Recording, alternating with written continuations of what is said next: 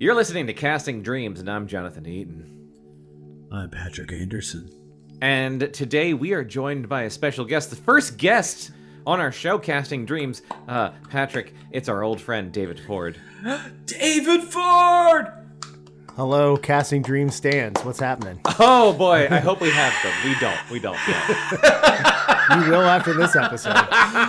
Technically, David is the most famous guest we've ever had on a podcast, and I am including my other shows in that, because you've been on TV. You were on Jeopardy. And Wheel of Fortune. Don't forget about that now. I did forget about Wheel of Fortune. No, that's right. I've completed the Daily Double. Holy shit. So David is a game show celebrity. You've been on TV way more than I have. But also, David is, goddamn, my oldest friend. I think you're my oldest friend. I'm up there. No, I think you are my oldest friend. Oh, okay. Because we've known each other. We've known each other since kindergarten. That's true. So That's that would be fucking crazy. That would be 34 years, I believe, something like that. Gross. Yeah, that's gross. But hey, you know, time flies when you're having fun. Get a little bit more up on that mic. Yes. Okay. No, Here I am. you're fine. It's just like don't sit back too much. Yeah. Mm-hmm. David and I have known each other, like I said, since kindergarten. So that goes back to 1989. 1989. 89? Yeah. Mm-hmm. Fuck me. Mm-hmm. So that's me and David, and then Patrick came into our lives in the 90s. But we've all known each other for a very long time. The three of us made a lot of silly movies in high school and college together. That's correct. And we also played an absolute shitload of video games together. Also correct. In the 90s and the 2000s. And David, you were around in the heyday of the Dreamcast. I was, yes, very much so. I owned one, just like both of you. So yeah, absolutely. You did own one. I did. Do you still have it? I do not. Oh, sadly, I do not. I have been playing my Dreamcast games now through emulation these days. So, which is not really the same, but it's more convenient, I guess. Yeah, so sure. Yes, Sure. When we were doing, we just covered Code Veronica a few episodes ago, and I played it on the Dreamcast, and then right before we recorded the episode, I was like, I'm gonna try and play a little bit more of this game. I'm gonna try and see if I can finish it. And I booted up my PS5 version of Code Veronica, and I was like, wow, this is so much more convenient to play. Yeah. I know. I'm sorry. I couldn't finish it though. Okay, so you did have a Dreamcast. I did. I couldn't remember if you did or not. Actually, no, that makes sense. Of course you did, because we haven't talked about this yet. But there's we have a contentious Dreamcast story with each other with the Samba de Migo maracas. Yeah. Yeah. I mean, I don't know if we necessarily need to relitigate that. Why? But, Because one of us is guilty. yeah. I might have broken said maracas all those years ago. I can neither confirm nor deny, Senator. I had a pair of Dreamcast Samba de Migo maracas, and David may or may not have asked to borrow them. And when he returned said maracas, they may or may not have worked. The dog ate them. They were perfectly intact, and they just didn't work. And I have no fucking clue what you did to those Hey, things. it's technology, man. You know, all those years ago, you know, it just wasn't as good as technology as it is now. So, you know, things could just short out at a moment's notice. Yeah. That's a good one. That's a good That's one. right. I did hold the maraca thing over your head for like 2 decades. That's and and then we had a pact, or we had an agreement at some point. They came out with a Samba de Amigo game on the Wii. That's correct. And you were like, if I buy you this game, will you stop giving me shit about breaking your maracas? And I was like, yes, if you buy me this game, I won't bring it up. Well, that's not true, because I just brought it up. But I won't give you shit about it. And you, true to your word, you bought me that game, the Samba de Amigo game on the Wii. That game wasn't good. That's not your fault. You didn't make the game. It just didn't hit. It didn't hit right. But I was like, you know what? I can't give him shit about this anymore. Oh, you sure can. It's okay. It's fine. And now, you know what? Water under the bridge. I bought a new pair of maracas on eBay for the Dreamcast. So we squashed that Squash beef. the beef. It's been squashed all those years later. And yeah, I probably did break them. I probably did. Incredible. What a man. I mean, I can't like remember the moment to which it occurred, but No. it was on my watch. So whether I did it or somebody else who was playing with it did it, I'm it just was on my gonna watch. let's blame, I don't know, your sister. Okay, yeah, that sounds great. Yeah. We'll blame her. We'll blame her. Oh, Mary, you broke Mary, if you're Jonathan's listening to maraca. this, you broke my maracas. And how dare you? How dare you? Mary, do you know how long I have had to put up with something that you did? It's ridiculous. I'm taking the heat. I'm running cover for you again, Mary.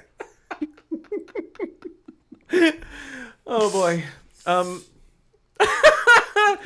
What was okay? Before we get into today's game, which if you're listening to this episode, you know what we're talking about, and today it's Virtua. Virtual tennis. Patrick's got it right there. He's holding it up. How's it smell? Like a tennis ball. Yes. Sidebar. Yeah. One of the greatest smells on the planet is opening up a fresh can of tennis balls. Yes, it is. Yes, it is. Oh shit. Okay, I don't know this. Yeah. It Okay, smells great. so Smells great. spend the $4. It's only 4? Probably. They used to be cheaper. Just go spend the $4. Yeah. And you open it just like a soda can. Okay. And it just goes. Ooh.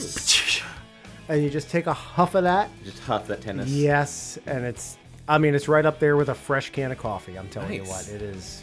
All right. If you're everyone listening, is. go out buy a fresh can of tennis balls. Chef's kiss. Let me tell you what, they should Pop make a that. Yankee Candle out of Pop that. that sucker open. We're going to talk about Virtua Tennis in a minute, but I want to know, David, what was your favorite Dreamcast game? The game we're about ready to talk about. Are you serious? Yeah, oh, absolutely. Fantastic! Absolutely. That's so easy, and what a good segue! Absolutely. Yes. So, we're talking about Virtua Tennis, and we've been talking about making this happen with David as our guest for a while because there were a handful of games the three of us played relentlessly back in the day. Soul Calibur, GoldenEye, original Mario Party, Virtua Tennis, Perfect Dark, of course. But like just a few games in heavy rotation. Yes. With hours and hours in like my older brother's room in Annapolis playing video games and full on screaming at each other. So, Jonathan, do you remember when I brought Virtua Tennis over? Because I No, think I remember don't. I read a review and people are like saying this game's incredible.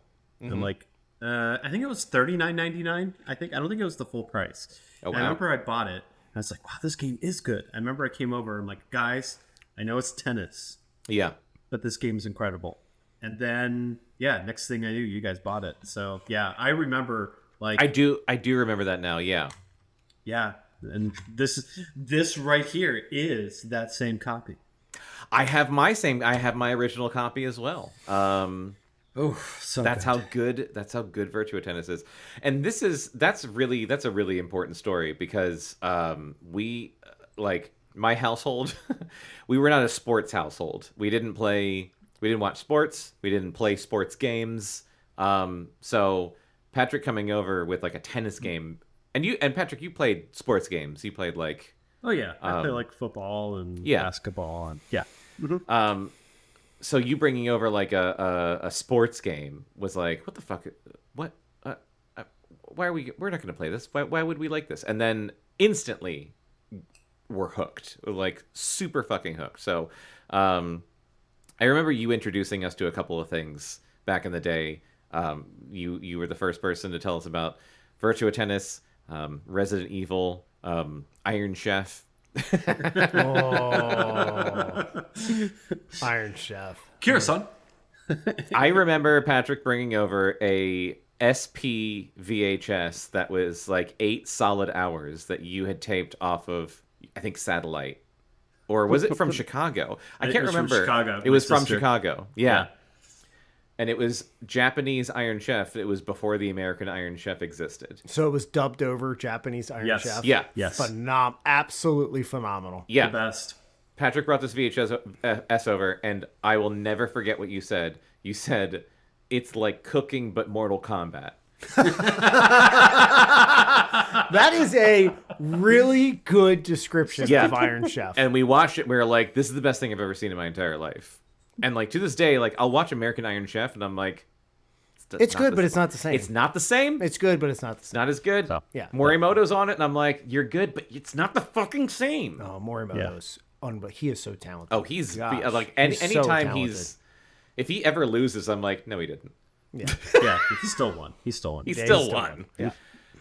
So okay, that's awesome. You unlocked a memory. I didn't remember you introducing us to Virtua Tennis, but that does now I do remember, and that makes perfect sense because why else would I have bought a fucking tennis game? So I've got some facts about Virtua Tennis for you guys. Okay. Excellent. It's called Virtua Tennis in America and because Virtua was the name for the Sega sports games. They had Virtua Striker, which was a soccer game. In Japan, however, the game is called Power Smash. Nice. And they thought that wouldn't translate super well in America, so they just were like, oh, well, we've already got Virtua Striker. Let's just call this one Virtua Tennis. Like a lot of the games that we've been talking about, it was originally an arcade game that was then ported to the Dreamcast. So Virtua Tennis came out as an arcade game in 1999. It was then ported to the Dreamcast in 2000. It has... so the arcade mode is what the arcade game had, which is 5 matches. It's a tournament, 5 matches. You win 5 matches, you win the tournament. The console version introduced the well, I guess I don't know if exhibition existed in the arcade mode or not. I didn't really find this information, but there was probably a bit of a versus or a doubles component in the actually I think the doubles was exclusive to the console version. What I only remember about the arcade version was that original arcade mode. I remember playing it in the arcade. And You did play in the arcade? Yeah, and it was a lot more difficult than the home version. Oh, I can tell okay. you that. Yeah, but I do not. Interesting. I do not remember that. I mean, it's vague memories, but yeah. Well, so for at least we're talking about the Dreamcast. So the Dreamcast version has arcade, which is the original version. Exhibition, which is your typical, it's your one-off. So it's just like Correct. Exhibition, you play one game. You can play it solo, you can play it versus another person, you can do doubles with up to 4 players, and you can play against the computer in any sort of these fashions. So, for example, me and David were just playing Virtua Tennis before we recorded this, and we did a doubles match with the two of us playing against each other with computer teammates. And then there is World Circuit. And the World Circuit is a combination of matches and then like tennis exercises, which are basically like mini games. There's like bullseye. There's a whole bunch of different things you do, and depending on how well you do in the World Circuit and in the mini games, you can unlock 2 unlockable playable characters and I think like 6 outfits. Ooh. Of which I only have 1 unlocked after 25 years. It's okay. It's okay. The game was produced by Mie Kumangi. I believe I'm pronouncing that correctly. I looked it up beforehand because I keep running into Japanese game developers and I don't know how to say their names. That will continue. Yeah, I know. So Mie was a video game producer, and she wanted to make a video game that appealed to a broad audience, and that wasn't a fighting game because there were a lot of fighting games in the space, and so she wanted to make a game that's not fighting, but that could basically just make a ton of money, appeal to a wide variety of people. So she pitched either and they decided on a sports game to replicate the success of Virtua Striker, which was soccer. She pitched a basketball game or a tennis game. Sega said no to basketball, and they said yes to tennis, but they were very skeptical. They weren't sure if it was going to work out or not. So she started developing this game. The team went to a tennis school to do research on, I guess, playing tennis and tennis players, which is interesting. Here's something that's very interesting. They spent months developing a paddle controller. So they were building a paddle controller where, depending on how you held it, you could hit the ball, either like harder, was it backhand Backhand or forehand. So they were trying to develop a paddle controller where, depending on how you held it, it could tell the difference. and they built it and they tested it, and after months of testing it, they decided it just was too difficult to make, and they basically abandoned it, and they went in the direction of the standard joystick, layout controller. But once they did that, they made a sort of build of the game, and they presented it to Sega, and the Sega, I guess, execs played the game, and then we're like, oh shit, this is great. This is a great game. Yeah, fully supportive now. Like, skepticism gone, you're good, and development after that was totally smooth. So the game comes out in 1999 in arcades, in 2000 for the Dreamcast. It was ported, I think, to other consoles. There's a Game Boy Advance version, which was hilarious. Oh, wow. I've never played that, but it got great reviews at the time. It got 8 and 9s across the board, out of 10. So it was a huge success. It's regularly listed as like some of the, one of the top Dreamcast games of all time. It's even listed in like, I think IGN did a top 100 games of video games of all time list at some point, and it came in, I think it was like 91, but it came in like, we're talking of all games of all time. Of all time. That's incredible. So that's high praise. Virtua right there. Tennis is, it's like, I think, and I'm not a huge sports game aficionado, obviously, but it seems to be held in extremely high standard. So that is my spiel on the development and the release of the game. So there's a bunch of playable characters, and David offered doing some research into the actual real life sports stars of this game. Yep. So do you want to take? So yes, I did a little research, and I apologize. Now, tennis is not my strongest sport of knowledge base that I'm in. But at the time playing this game, I was familiar with some of the players because tennis was pretty popular in my era for me. There were a lot of there were some great tennis players in that era that were still in their prime. Pete Sampras, Andre Agassi, Jim Courier, who's in this game, etc., and then players from around the world.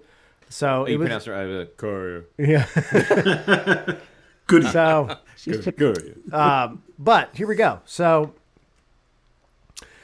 there were 8 characters in this game that were based off of tennis players playing in, and they were all in their relative primes at the time. Jim Courier from the USA, his highest ranking was at one point he was number 1 in the world. Damn.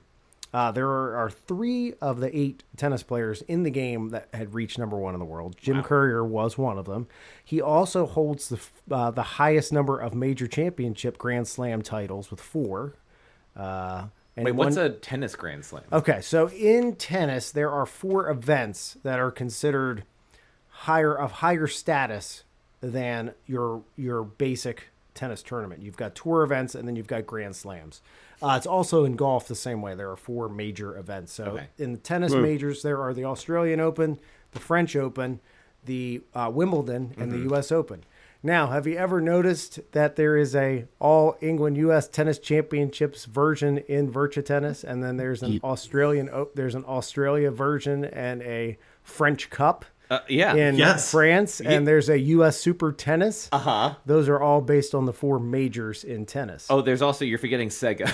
Yes. Oh, yes. There's also the Sega Championships. That's number 1, of course. Yes. Number 1, yeah, obviously. But those were, I guess they couldn't get the licensing for those events, so they basically made, that's a copies running like through line with the Dreamcast is not getting sports rights. Yes, so there was there couldn't have been any licensing for those 4 events, so they just created, so funny. Okay. So they created their versions of the four majors in tennis. Okay. So he won 4, and that's the most on the list of all these players. Now, wait, so winning 4 is a Grand Slam? If you win a tournament, if you win one of those 4 tournaments, the U.S. Open, the French, Wimbledon, Australian, that's considered winning a Grand Slam. Oh, okay. And you can win that in singles or doubles. Now, I didn't look up the doubles. I just looked up singles. But I believe right now... What happens if you win all 4? Is that like a... then you're probably in the Tennis Hall of Fame. You're flush. Yes, it's royalty. And I should know who holds all 4. I do know it in golf. I don't know it in tennis. Yeah. But as far as who owns the most Grand Slam titles in the men's, I believe it's Novak Djokovic. I think. Okay. Who's not on this list? Okay. Nobody on this. Nobody in this game I was has. saying, got I know that. that there's a Russian guy on here, but it's Yes. not that. It's. Oh, I don't even know how to pronounce that one. So Jim Courier won 4 majors, and when he won his first French Open, he gave his acceptance speech to the crowd in French. And Oh. that was something that Classy. the French people very much appreciated. Yes, they do. Having been to France twice, they appreciate if you at least try. Yes, make an attempt. Exactly. Make an attempt. So he was well praised for that at Yeah, the time.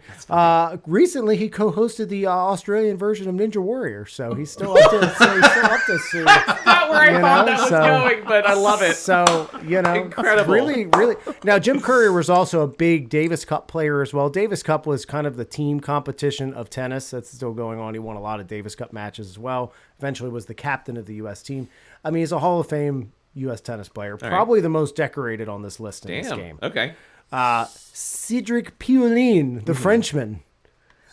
His highest ranking was 5 in the world. Did not win any majors, but went to 2 finals where he lost to Pete Sampras twice. There's no shame in that. Pete Sampras is arguably one of the top 10 best players in tennis ever. However, though, he did rebound his career in 2011 when he was on the French version of Dancing with the Stars. Oh, shit. So, you got that. Oh, my God. Now, then we have the Britishman Tim Henman. He carried the hopes and dreams of the British people on his shoulders for many years because a British person had not won in Wimbledon since 1938. Holy shit. And in the 90s and early 2000s. Get better, Brits. Yeah. Damn. Can't win their own major. You have Wimbledon. Yes. What? That's crazy. You can't win their own sport. Jeez. So Henman carried the hopes of a nation on his shoulders. How did he do? He got to the semifinals twice. Okay. Was very close to cracking one final, but never made it to the finals. He was a very decorated player as well. Got to the rank of 4th in the world. He was the highest ranked British player at one for most of his career. Did not win any majors, but won 11 times on tour before retiring in 2007. He was put into the Order of the British Empire as an officer for his efforts in tennis. And there is a famous viewing area in Wimbledon where a lot of people congregate to watch matches. During his run, it was named Henman Hill, where it kind of still is kind of affectionately known as Henman Hill, although it had been renamed Murray Mound on occasion because after Tim Henman came Andy Murray, who did finally break the streak as a Brit and won Wimbledon twice. Oh, thank God. Also won the gold medal for Britain. Shit. What year? What was this? 20 in the London Olympics in 2012. Okay. So he won the gold medal in London at Wimbledon. Okay. Then he won Wimbledon the next year in 2013. Nice. He is now Sir Andy Murray because of that. Yes. So, I was gonna say he's he fucking better be. so Tim, you did well, man. But if you had won Wimbledon, you'd be a Sir. You'd be a Sir. Knighted. You'd be knighted. Yeah. Tommy Haas. Haas. This is Named Jonathan's after the favorite avocado. character in the game. Now, Tommy Haas had a long career. He was actually active on tour until 2017. Damn. Oh. Got as high as ranked number 2 in the world. Won 15 times. Had a long career. Made the quarterfinals in every Grand Slam. But most interestingly, his father went to school with Arnold Schwarzenegger. What? Okay. Wait, so is he Austrian or? He's German. He's German. Okay. Yes, Interesting. Yes. Wow. Yeah. I love this segment. This is wonderful. Now we come to obviously the best character in the game. Best character. I say character. These are all real life Best people, character. folks. Best Sorry about that. real life. Is it Philippoussis? Yes, that would be Mark Philippoussis. The Greek god. The Greek god who is actually born and raised in Australia and is actually just an Australian guy, but has a Oh man, I would give anything to hear an Australian person say Philippoussis. that would actually be pretty fun. That'd be that they would put Good day, sauce Philippoussis. on that word. Philippoussis. Good day, Philippoussis. Came for a euro. You want a blooming onion? Yeah. We're sorry to any Australians. We might have just I wish I offended. could do a better Australian accent. Damn. So Mark Philippoussis was ranked as high as number 8 in the world. Won 11 times on tour until retiring in 2008. However, since then, he's been very active, especially on TV, where he participated in the second season of The Masked Singer in Australia. Jesus Christ. There's a theme, and I love it. Oh, there's the theme already. Yeah. Carlos Moya from Spain also was number 1 in the world. He was the first Spanish-born tennis player to reach number 1 in the world. Oh, wow. He has one major win. He won the French Open and won 20 times on tour until retiring in 2010. Jesus. Has had a prominent career since then. He's been Rafael Nadal's coach since 2016. Rafael Nadal, a Spanish player, idol of Carlos Moya's, who is probably top 3 or 4 ever to play. You said Rafael Nadal? Rafael Nadal. Rafael Nadal. Yes. You said it the first time you said it. What I heard was Ninja Turtle. What I heard was Raphael and the Dolls, and I was like, is that a band? Is he managing a band? That's fucking Managing awesome. a band. Yeah. He's managing a band. I used to be number 1 in the world in tennis, and now I manage. Now I'm on Masked Singer Australia. Yeah. His band's go on. probably called the Tennis Balls. Oh shit. Oh. Yes. His band's called the Ball Boys, Hey. and they only do Spanish Beach Boys covers. That's great. So next is Thomas Johansson. He's the Swede. He made it to 7th in the world at one point in his career. He does have one major win at the U.S. Open, I believe is what it was. Oh, nope, Australian Open. Sorry. I just fact-checked myself. Australian Open. Won 9 times on tour before retiring in 2009. All right. And then finally we have Yevgeny Kafelnikov, Oh, the Ruski. you said that really nice. He Wow. did. I was waiting for him to say this one because I didn't know quite how. I'll practice. Yeah, I don't either. Yeah. He was also ranked number 1 in the world at the time. He was, and he had won 2 majors, and he also won the gold medal in Sydney in 2000. He is the first Russian major tennis winner. Won 26 times Jesus. from 92 until 2003. So they picked some good players for the most part, representative in the game. Now, future versions of Virtua Tennis 2, 3, you had, I think Serena Williams was in some of those. Yeah. Maria Sharapova. There were some other great tennis players in That's those, what I was but going to this mention was one kind of noticeable thing about this game that they switched up immediately in Virtua Tennis 2 is that there's no female tennis players in this game. Correct. But they did add female players in Virtua Tennis 2 and beyond. and beyond, Yeah. yes.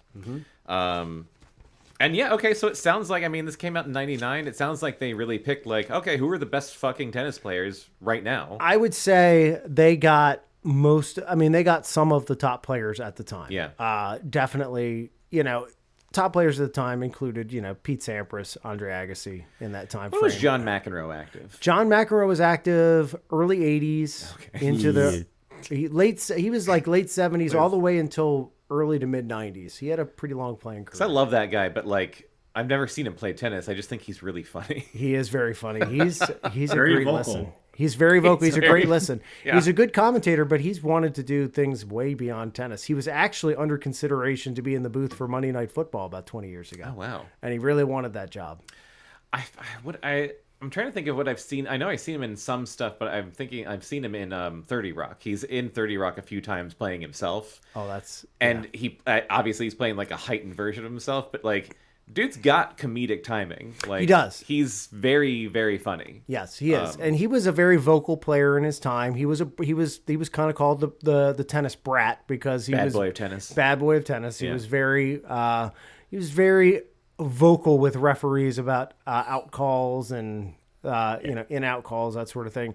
Now tennis is great because they have video review. So if a ball was in or out, they just go right to the monitor and they say that ball was in, that ball was out. But back in the 80s, not so much. That ball is in, that ball is out. John. Yes. I would love for them to do a Virtua Tennis and maybe they have, because I straight up haven't played a fucking single one of these games. I think past This one? This one. I might have played the second one. I played some of the second one, yes. I must have played the second one because I remember there being custom rackets that weren't. There was a racket that was a little guitar. And that's yes. not. No, I think that was Wii. Was that Wii? Was it Wii? Because I know that there was attachments for the Wii controllers for Wii Tennis. I don't know if that made it to don't Dreamcast. remember. Because I found it interesting you speaking about how they tried to develop a paddle controller Yeah. for this game. And I wonder if that tech... Oh, they did. I remember they had a thing. It was a tennis racket, or it was a paddle, and you fit the Wii mote into it. Well, yes. So, no, what I'm saying is when you were speaking about how for Virtua Tennis, the development of it, they created that paddle controller. I wonder if that tech made it over to the Wii. Over to the Wii, yeah. Probably. I mean, although I don't know. That was Sega. Well... Sega. I don't know if they share shit with Nintendo. Well, maybe when they stopped making systems and started making games for them, you never know. Yeah. It would just be cool if they made like an all-star tennis game. And again, I don't know if they have or not, so they very well could have. But like, instead of doing a thing where like, here are tennis players that are active right now, if they did one where they're like, here's from like All different eras. all eras. So Yes. you could play as like Yeah. Andre Agassi, John McEnroe, Pete Sampras, and Serena Williams. So you could do all this kind of cool, crazy shit and have people from like decades apart fight each other. Billie That Jean would- King. Yeah, Billie Jean King, yes, Yeah. she would be the boss. Hell for sure. yeah. Yeah. She would definitely be boss level. My knowledge of tennis games is limited to this one yeah. and Same. Wii tennis. Same here. So, Okay, cool. All right, good. Common I don't ground. know. Yep. I did have, so I wrote down the characters, which you went through all the characters, and it's funny because I was like, oh, there's only 8 characters? I thought there were more than this. And then when we were playing and David kind of discovered this while you were looking into the characters, there are, I think, 16 playable characters in Virtua Tennis, but half of correct. them are just straight up fake people. They are fake made up tennis players. That's correct. Because I started to do research on that next list and was not getting a whole lot, and they were created by the game itself. Yeah. There's also 2 unlockable secret characters you can play as King and Master. And they are very difficult to beat. Extremely difficult to Yeah. beat. It took me hours and hours and hours to beat both of them. Damn. Yes. I have King unlocked. I do not have Master unlocked. And then there are 6 unlockable costumes: Camo, Chinese, Fire Suit, Sunflower, Tambourine, and Zebra. This is where the internet has failed. I have Tambourine unlocked, which is hilarious. Yes, we were because using that earlier. I was using it when we were playing. It's this weird stripy suit, and your tennis racket is a tambourine, and every time you hit the ball, it makes a tambourine noise, and it's really annoying. That's awesome. It's really funny. I would love to know what these other costumes do, because you're not telling me that they don't all do something funny. They have to do. They have to do something Yeah. funny. Yes. I couldn't find a single fucking thing about what any of these costumes do. I couldn't find any video of these costumes or pictures of them. I found their unlock conditions, but I haven't unlocked them. So So- what does it take to unlock those other 5? You Yeah, have how to do you play unlock 'em? you have to play the what is it called? The World Circuit. You have to play the World Circuit, and specifically you have to like beat there's like mini games that you have to beat in like under a certain like either time or score limit, and then you'll unlock those costumes. We need to talk about those mini games. I have some thoughts. Okay. I did not. Do you have a list of all of them? I don't. There were a lot of them, and I did not. I did a decent amount of research, but I didn't play this game very much because I was like, I'll play it with David, but I didn't play any of the mini games. Well, if you ever wanted to develop carpal tunnel, play some of these mini games over and over again. Yeah. Specifically, the one where you have to you have to try to lob the balls into what looks like big drums of oil drums What? that they have set up in a upside down V. 1, 2, 3, 4, 5, 6, 7, 8. And you have to hit one tennis ball into each one of these drums Jesus Christ. within X amount of time. No. No. Yeah. So not only that, I would say with the mini games, what the most frustrating part about it is the master character who is serving you the tennis balls for some of these doesn't really give a shit where you are on that. He's just going to be Sure. like, I'm going to knock it here. Yeah. I'm going to knock the next one. not? I'm going to knock the next one to the left. I'm going to knock this one to the right. I don't care if you need to hit a shot to the left. I'm going to hit it all the way over to the right. So you got to hit it all the way back from right to left, and then vice versa. That's the most frustrating part, is the computer is just randomly spitting those balls out at you while you're trying to accomplish and hit very specific targets on some of those mini games. They can be tedious. Yeah, I'm not sad I didn't play them. Yeah, 'Cause same that's- here. Yeah. Oh, so I'm the only one that went through all those mini games. Okay, well, there's you, that sir. one. There's Thank you for your service. there's also one where you have to hit tennis balls up against a wall and have to hit each different quadrant of the wall. Mm-hmm.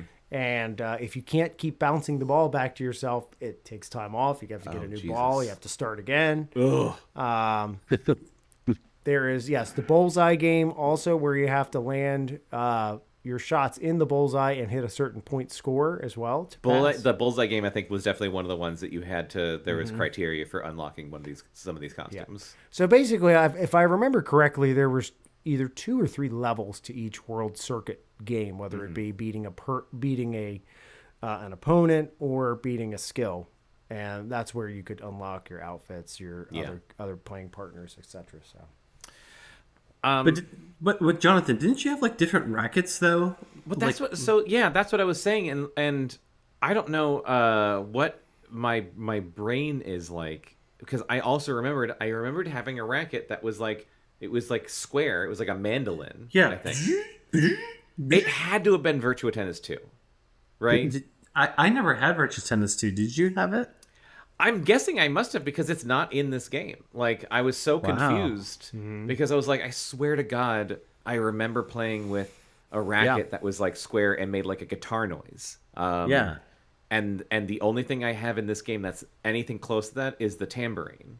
Unless it is from this game and it's from like a lost save, you know, like, because I did go through my VMUs a while ago when we were like first starting this show, and I like went through and I loaded up every save of every game I had and made sure like which save has the most progress and most shit unlocked, because I had like restarted games over and over again over the years, so I just deleted all of the ones, all everything except like the oldest one that had the most shit unlocked. I deleted, so I only have like one save for each game that it's like a complete save, and the Virtua Tennis one, I was like, well, this is the one that has all of the characters unlocked.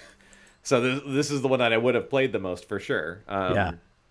So I don't know. I would love to know, though, Patrick, because, I was dying to figure that mystery out also. I must have had the sequel. You must have, yeah. And I think the sequel... I don't think Virtua Tennis 2 came out on Dreamcast. Honestly, I didn't look up the sequels, if I'm being totally honest. There were at least 2. There's 4, I think. There's 4. I think so. Okay. Because it's a series, so I was looking up Virtua Tennis, but let's just check it out. Patrick, what did you think about Virtua Tennis revisiting it? Oh my gosh. I mean, as soon as I turned it on and you hear Virtua Tennis. Virtua Tennis. I mean, I got goosebumps. I really did. I mean, the controls, everything about it, it's very much like Soul Calibur. It just holds up beautifully. There's no fault. And the one thing is that I noticed is if you missed the ball or any type of return, or if you go from left to right, I mean, these are your own mistakes. It's not the computer. It's your mistakes. And how rare can you find a game that goes, no, I fucked up. No, I messed up. That was my bad. That was my fault. Rather than, oh my gosh, that was a glitch. No, it was, you're totally accountable how you play. Yeah. And it was just beautiful. I loved every single minute of it. The game still looks so good. Runs at 60 frames per second. It's butter smooth. And yeah, it's just a fucking tennis game. It's Pong. And it just is so good. Yeah. I don't get it. David said the same thing while we were playing, which was like, it's just Pong, basically. Like, I think that's part of what holds the appeal is that, yes, I would agree with Patrick in that the controls are easy and they also are extremely responsive. You are definitely the master of your domain they're when it comes to shockingly that. responsive for how old this tech is. Yes, absolutely. I do think the graphics are excellent for the Dreamcast system. I think that the representations, especially of the courts of the 4 majors, are very accurate for that time frame. I mean, the scoreboards, the sponsorships in the back, bordering around. I mean, it's an authentic presentation of a tennis game. But beyond that, and that's for the tennis fan, for the casual fan, which are us, Yeah.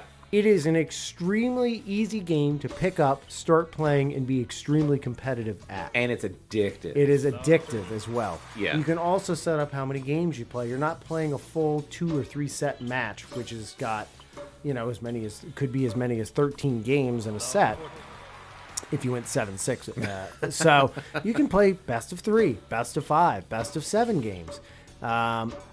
It's fast paced, which is actually excellent. Requires good hand-eye coordination, requires a little bit of knowledge of where to be on a tennis court. You certainly will be punished if you move your character up towards the net. Yeah. And vice versa. Towards the net, or just like, there's so much. It's so funny because I was very rusty, and I was telling David while we were playing, I think the last time I played this game was in kind of recent memory, but I played with one of my friends who, I don't think he ever really had a Dreamcast or played. He was just like, oh, let's play Virtua Tennis. And I was beating him, and I was like, I'm so good at this. And then I was playing David earlier, and I was like, oh shit, I forgot David's really fucking good at this game. And it's like, you have to guess where they're gonna hit the ball, and you literally, if you go the wrong way for 1 second, you're like, fuck. And you're out of the point. Absolutely. You're gone. Absolutely. Yeah. I just have to jump in though real quick. Yeah. The sweet spot when you actually just slam it. Oof. It's There's wonderful. nothing greater, sweeter than I'm locked in. I'm right there. Bam! When you spike it really hard. It feels amazing. It just feels like, okay, I got it. I got this long. It's great. We were laughing so hard about we're like, what's the point of the backhand button? There's no other use for it than to just set your opponent up to hit it as hard as they fucking can back at your face. Well, that is the most satisfying part to me. It is not the slam. It is when your opponent is up towards the net and you lob it over his head. Yeah. And that is Yeah. and that's not easy to do. You can't do it against the computer. Don't even try to do it against the computer. Because they always seem to magically be in the right position to punish you with that. But against a human, you can usually do it. So one of my favorite memories of this game, playing with you guys, would be it gets so nail-bitey. If you get to the point where you both have somehow inched closer to the net, where you're both at the net, and then you just get into this yes. and it's going back and forth so fucking fast. That doesn't happen often, but I remember when it would happen, and that would be the most tense I've ever been in a game. Whoa, fuck! Yeah, the long rallies were wonderful. When you'd go 20 or 30 20 or 30 hits back and forth to end the point, and that's when it's very nervy. And I love getting to deuce, and it. Advantage. Yeah, You get to deuce, and then it's advantage, player 1, and then you lose it, and then it's advantage player 2, and then you lose it, and then the advantage keeps going back and forth. That would also happen a lot, where we would just be playing. Yes, going back and forth forever. Yes. I know I've hit at least deuce 20 for sure in this game. I've hit at least deuce 20 in this game. What the producer of this game attempted to do, I think she succeeded in, and her team, because I believe you mentioned earlier she wanted to create a mass appeal game. 100%. And they succeeded in that. But what is also they succeeded at is that if you are a true tennis fan, you will appreciate this game. Yeah. Because you have world-class players in it represented properly. You have the courts of the major championships, although not licensed, represented properly in aesthetic. While at the same time maintaining a very easy playability, fun playability of the game. Yeah. It seemed to really hit on a lot of different levels. Yeah, definitely. I'm just noticing in the background, the guys who wait for the ball. I mean, just even them being animated in the background. When the ball goes over, you'll see them stand up and walk towards it. I mean, just the amount of detail that's in the game is it's just awesome. It's crazy. I love it. I'm so glad we're talking about this game because, again, goosebumps when I played this. It was incredible. Another little detail is that depending on the country to which you're playing in, the ball points numbers are called out in the native language. If you play the French Cup, I did notice that. Yeah. they are spoken. They are spoken in French. Yeah. And that's just a little thing that's I appreciate. I mean, we're looking here at the Old English Championship. I mean, the ball boys and ball girls who are standing in the back are wearing tan pants, purple shirts. They're wearing the Wimbledon uniform. So okay, so I was just gonna say. Whether, like, excuse me, I'm sorry, they're wearing suits, but they're wearing the Wimbledon. But this is attire. this is what Wimbledon looks like. This is what Wimbledon looks so like. funny. I never knew that. Yes. As a non sports person. So that's part of what, like I said, I appreciated about this game being a sports fan is that it for the time was a very good representation of the major tournaments to play on. I mean, I'm never going to step foot in Wimbledon. That's for sure. I'm not. I'm never gonna. I'm But never going to virtually. shake. Yes, but virtually I can. So, yeah. I was thinking, we're just like looking at footage of the game, and I was thinking how it's crazy how detailed everything outside of the players is, which I don't like. You don't look at that when you're playing, because when you're playing, you're like, where the fuck is the ball? Right. When you're playing, like, I'm not looking at all about at anything around them, and I'm like actually looking at everything around them. I'm like, wow, there's a lot going on. This is crazy. So maybe they sacrificed, the detail on the players themselves for playability, and because I think the graphics overall are exceptional. The graphics are great. I mean, when it gets close to one of them in a replay, and they're like, yes, Sure. they're like, Yeah. they look a little N64. We were having a lot of fun when we were playing, and it does that little like replay every time, especially with the doubles. It does the little replay, and it's always the guys like kind of fist bumping, and I forgot how much fun it was to like just like make them talk for like that 1 second. We're like, oh, good, yeah, good. Good. Add your own commentary. But yeah, when it's like the camera above while you're playing, I mean, it looks fantastic, and it's so smooth. Mm-hmm. I mean, like I said, 60 frames per second. I mean, the game just runs beautifully smooth. I just love it. Patrick, did you have a? Sorry, go on. Oh no, I was gonna say, maybe you were gonna say, did you guys have a favorite in particular player? Was that what you could ask? Exactly what I was about to ask you. You go first. Okay, well, I was gonna say I have a tie, but I'm gonna go with Courier just because he's, I feel, probably the most well-rounded, the one that I use the most, especially playing it again. I was going between that and I'm gonna mispronounce it, Peeling. Peeling? Yeah. The Frenchman. The Frenchman. Yeah. I kind of He's went Peeling. back and forth. Just because I want somebody who's well-rounded, not just specifically just one strong feature. So I always switch between the two, but Courier probably is my favorite. David.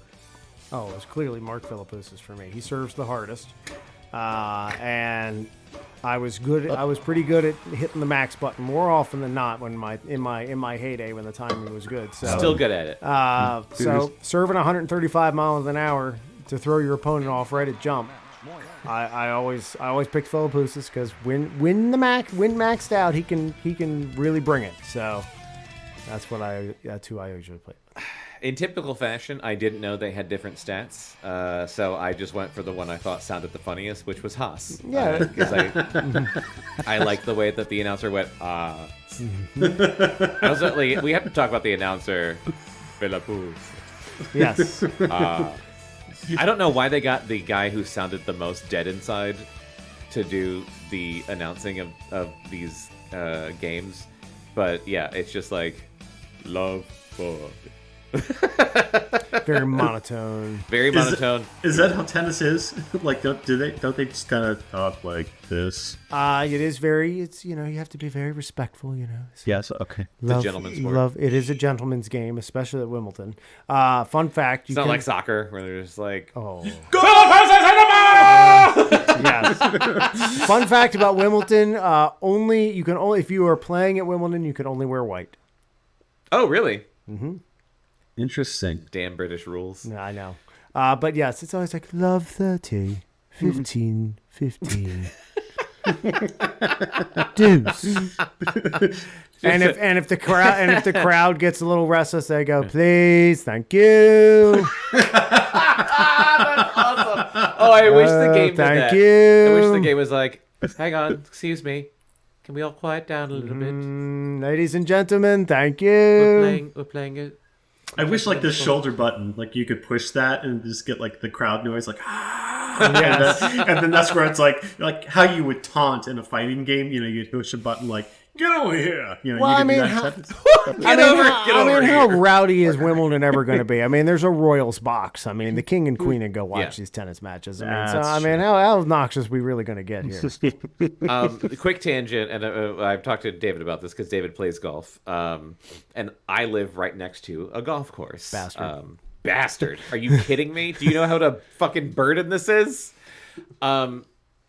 Moving to this house, we were like, oh, it's at the end of a dead-end street and we're next to a golf course. It's gonna be so quiet.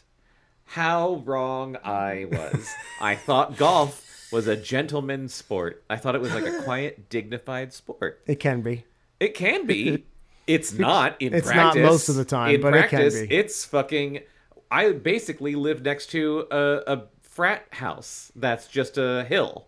Yeah. Well, golf is becoming a game at times of how many fireball shots can I do in 4 hours, Yep. and can I bring my music with me in my golf cart while playing golf? I need to play this for you. I took a clip of it for my Nest Cam. So my front yard is the 13th hole and my backyard is the 14th tee, and there's two tees. There's two tee offs for the 14th hole. There's a hard and a easy tee. And the hard tee is apparently the hardest tee on the entire fucking course of this country club. Okay. So, couple things. By the time these golfers get to my fucking house, they're shit-faced. Oh, by the 14th hole? 100%. By the 14th hole, 100%. they're shit-faced. Oh, yeah. 9 a.m., they're shit-faced. Yeah. All this tracks. They've been drinking since the first hole, and they are ready to go. And by ready to go, I mean they gotta piss, and they whip their dicks out, and they piss wherever they want to. It is insane. They're so fucking loud. All I hear some days is the whack of a golf ball, and then like 4 guys going,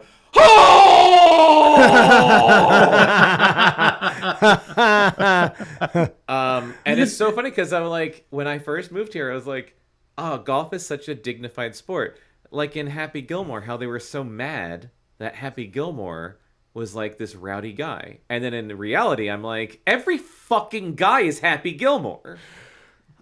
90%. 90% of these guys I will say is Happy Gilmore. Well, okay, so I will say in general for golf, I think it is moving towards more of that. Yeah. Is there still Maybe when Happy Gilmore came out, it was more of a dignified sport. But like in 2024, I have watched dudes shotgun beers off of my deck. Oh yeah. Oh, I mean that look. I watched dudes do coke off of my deck. Oh, all that happens. I mean, shout out to my dad, but he plays much better after about 3 Bloody Marys. So, and he'll attest to that. So yeah, I mean, golf is an excuse for guys to get together and drink and have a good time for 4 hours. 1,000,000%. So yeah, a lot of that happens, but a lot of it also doesn't happen. It really just depends on. I believe you when you say that you're not an asshole playing golf. And I've had I mean, I don't mind. Like it's kind of a contentious thing. We don't need to get into it, but a lot of people still don't think that music should be played while you're playing golf. Me, I'm like, if it's on low in your golf cart, who cares? You know, as long as you're not interrupting anybody else playing. Who cares? Level that they will play music out of their fucking don't Bluetooth be speakers. loud about it. It's That's crazy. The thing. They will drive their carts down and they'll park it and then go to putt at the 13th hole. So their cart is parked, I don't know, 20 feet away from my fucking front yard. And like if I have windows open, I'm just like, I guess they're listening to I mean, I don't hate AC/DC. I love it, but like I don't really want to listen to it right now. Like they will listen to shit so fucking loud. There was one day recently, and I took a clip. I literally I called the chorus because we'll call and complain whenever they're like pissing because that's indecent exposure Sure. and it's a felony. So Sure, yeah. That's worth. and I don't want my wife seeing a parade of dicks outside our kitchen window. Well, and plus that's a private club too. So Yeah. I mean, if those folks that are doing that aren't members, Yeah. that'll be the last time they're playing there. No, it's not. They don't. No, they get slaps on the wrist. Or the deck. I would rather they get slaps on the dick. No, but I literally called them and I was like, hey, I don't ever do this. Like, I don't call when they're loud and they're playing music because if I did that, I'd be calling you guys every goddamn day. I was like, but it's kind of hilarious how loud these guys are. I was like, I'm going to go ahead. I'm going to email you guys a clip from my camera so you can see. It sounds like a nightclub outside. And I'm not joking. And I'm also not like a fucking narc. We do karaoke in our basement. Like, I appreciate a good time. Yeah. But also, like, I'm a good neighbor. I'm a good neighbor to my neighbors. And I'm just like, guys, can you chill out? Like, I work here. Yeah. You know, the peeing for sure. I mean, the peeing is that's crazy. you know, no, that's no good. But as far as the music playing, you know, for the most part, it's becoming more accepted. Yeah. You know, it's just. Well, that's my golf tangent. Okay. Let's get back to Virtua Tennis. Virtua Tennis. How far did you progress in the game, Patrick? Did you ever unlock the master or the king player? I did not. My fingers hurt. And then my back started to hurt because I was doing whatever duty that Ben Stiller wanted me to do. No, you know, I got up to, I think, the second round, so I got pretty close, but that was the one thing I was going to ask. Like, you know I wasn't probably as good as David, but, you know, Jonathan, I felt like when I played against you or Anthony, I felt like they were pretty competitive. Like, I felt like I was a pretty competitive player. Oh, you were? Yeah. But then, like, playing against the computer, I'm like, man, I'm not as good, or do I just do better not against the computer? Or maybe I'm just getting old, and I haven't played this in a while. The computer is difficult because the computer knows where to have their they're tennis smart. They're programmed to be tennis smart. Yeah. Because as a lay player like us, we can get out of position pretty easy on the tennis court. Yep. Those computer players, as you progress in the game, do not get out of position. So, okay, Patrick, thank you. Yes, computer bad. Thank you. A computer bad. Patrick, I feel like you and I were fairly evenly matched in this game. Yeah, no, I felt that's like what we I could remember. whip your brother's butt pretty well. I thought sorry, Anthony, but I felt like we were. Oh yeah. You and I were playing against each other more than I think Anthony was playing against me or with you. So. I think so, and I remember playing against you, a lot more of those moments of like the back and forth, like boom boom boom boom boom. Yes. Boom, the really nail bitey back and forth moments. David's really fucking good at this game. Oh, I'm scared to play against David. Like as we were playing, I was like, oh right, I think you did beat my ass way more at this game than Patrick did. I think me and Patrick were on much more even ground, and then David comes in and is just like, oh, you guys want to fucking play tennis? Yeah. But you know what your brother was good at? He was good at playing Virtua Tennis on the VMU. Remember Yes! the VMU? Yes! Had the little map of the court. I loved to get to the point where I was so good that I could also play it on the VMU. Oh, you're one of them. I was one of them. I was 100% one of them because I felt in my high school years it was some sort of weird flex. Patrick, that's a really good segue because I found a video of the VMU play. It's not like just the VMU, but it's so people listening to this can't see it, but you know, I'll put this on TikTok and Instagram and shit. So this is a great example. This is the game. Oh, nice. And then you can see in the top right corner they have a little picture-in-picture. So that's the VMU. So we've talked about this before, where the VMU had like little mini games, or like, and when you would play the game, it would display stuff. The VMU, when you play Virtua Tennis, is showing you like I don't even know, like, is that even 8-bit? I was just gonna say, like, is it even 8-bit? Is it 2-bit? Like, what even? primitive is this? But it's extremely primitive. But the thing I will say is that it's accurate.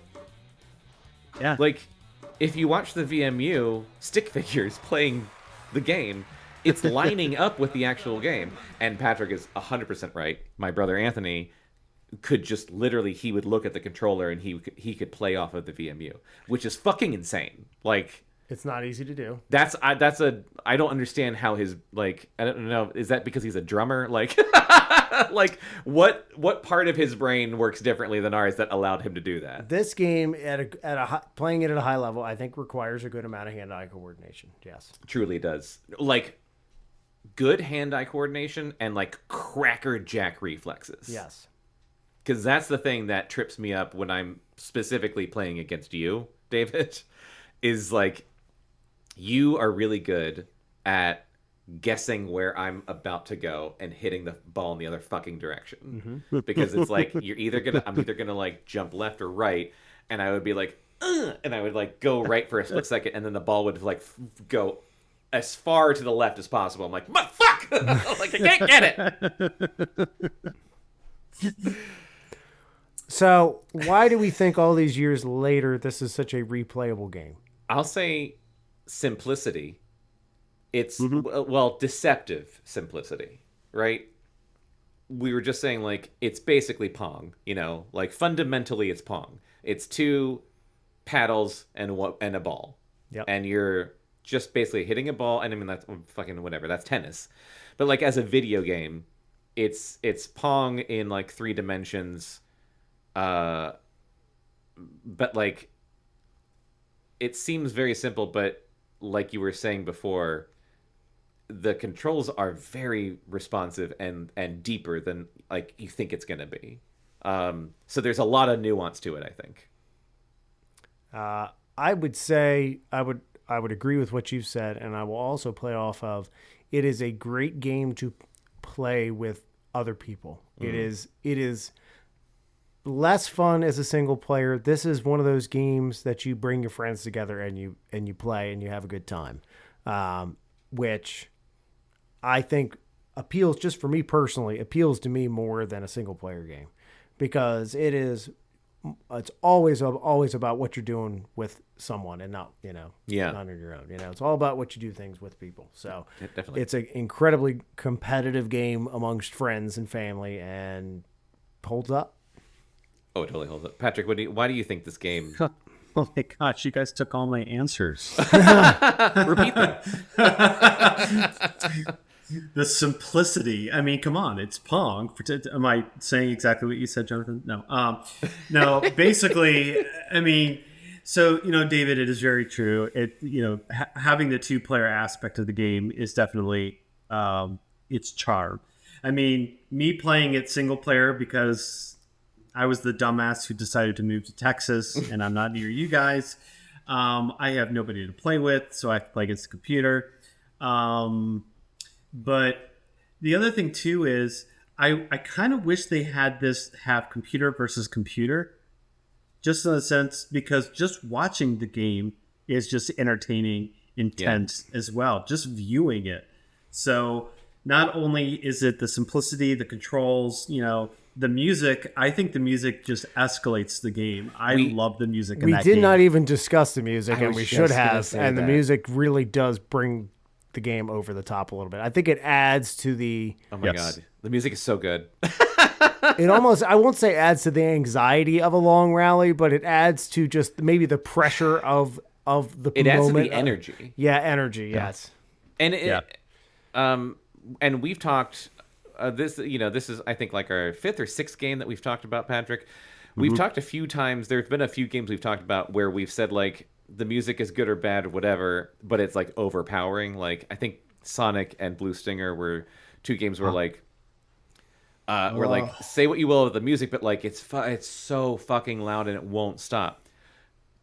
Virtua Tennis music, it adds to the experience. Oh, it's not detracting Absolutely. it at all. It's not like... It's not pulling me out of the game. If anything, it's bringing me more into the game. And like we were playing it, we're like, man, this music's fucking, this rocks.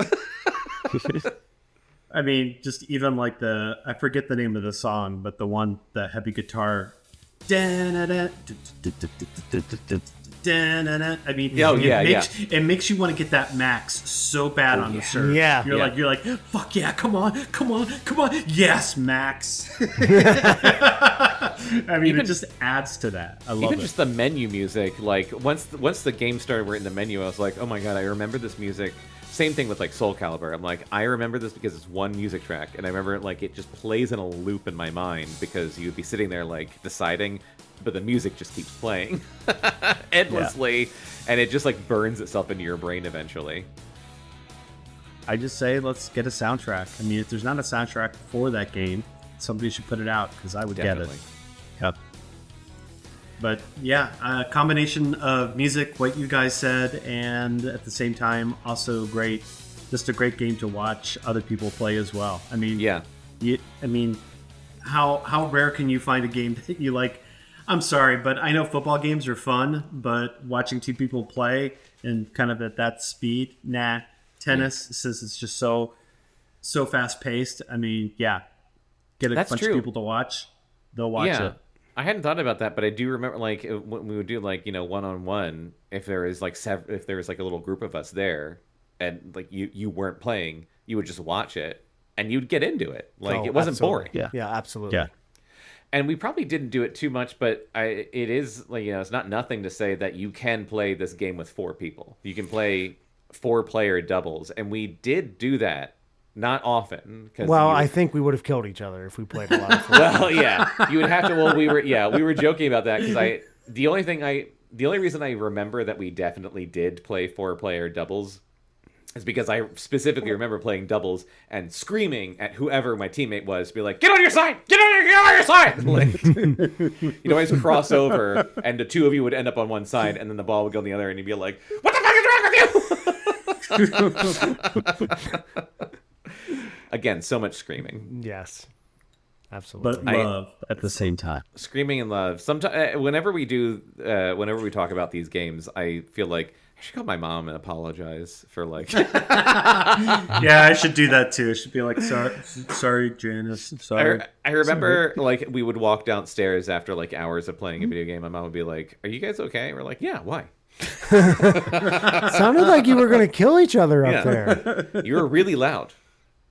And you were swearing a lot. Why are you all sweaty? Why are you all sweaty? We're playing tennis, Mom. Jeez. Oh, my God. So, ranking Virtua Tennis in the year 2000 on the Sega Dreamcast, 1 to 5. Patrick, let's start with you. A sexy 5. I'm sorry. Oof. It's even back then and even now. But especially back then.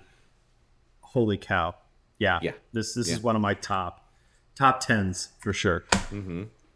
David? Oh, beyond any reasonable doubt, it is a 5 out of 5. This hits just on so many different levels. Its simplicity, its competitiveness, the graphics at the time holds up even today. Definitely will pick it up and play it. 5 out of 5. I'm gonna say 5 out of 5. It's 5 out of 5. Obviously, it's 5 out of 5. We've talked about this before in the show, especially if it's a game that I still own, the original copy of 25 years later. I still have my original version of Virtua Tennis. I didn't get rid of it.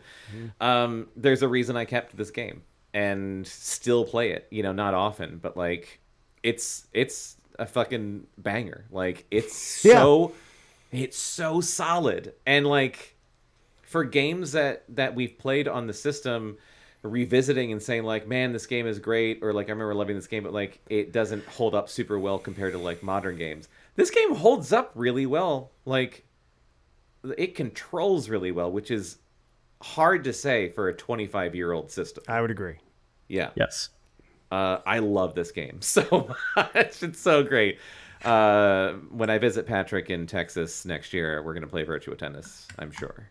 Thank you. Yes. David, you can come too. Yeah. Oh, I'll be there. I'll let you know when I'm going. Oh. Well, I think that probably just about does it for us talking about Virtua Tennis. David, thank you so much for being our very first guest on Casting Dreams. Thank you for having us. Oh, absolutely. Thank you. This is very fun. Yes. We've talked. So me and David were talking about this before, but I'm thinking that we should have David back maybe like once per season to do a yes. sports game. Because he was talking about like NFL 2K and like those kinds of things. And I'm not a sports game guy, but I will play, I'll play whatever. Especially if we're talking about them for the show. So I love fun. the idea of having Patrick, I know you were into sports games. Yeah, NFL 2K was great. Yeah. I'll be your sports commentator for this podcast. That's what Becca was saying. She was like, "Oh, he'll be your correspondent." Yeah, he'll be your sports correspondent, Yes. which I love. I will be your champ kind of this podcast. I don't even know who that is. Oh wait, is that Anchorman? There you go. There you go. I get that reference. Champ here. Whammy! You can only do it if you yell whammy. Whammy. That's a whammy. Yeah, this was fantastic. Thank you so much for listening. You can follow Casting Dreams on Instagram and TikTok. You can follow Cactus Rodeo on Facebook. And go to cactusrodeo.com/podcast. So subscribe to Casting Dreams wherever you find podcasts. And you can let us know what you think. You can email us at podcast@cactusrodeo.com. If you have games that you want us to cover, let us know. Reach out to us. If you've got feedback, if you want to be on the show, I don't know. Sure. Sure. Fuck it. Why not? That's how I got on the show. That's how he got on Just the show. reach out to the people who make this thing. It had nothing to do with me knowing you for most of my life. Well, yeah. But anyway, thank you so much for listening to Casting Dreams. And as always, I can't remember. I keep fucking up our tagline. What is it? Dream big, cast hard. Yes, yeah. Dream big. Cast hard. You guys nailed it. Good job.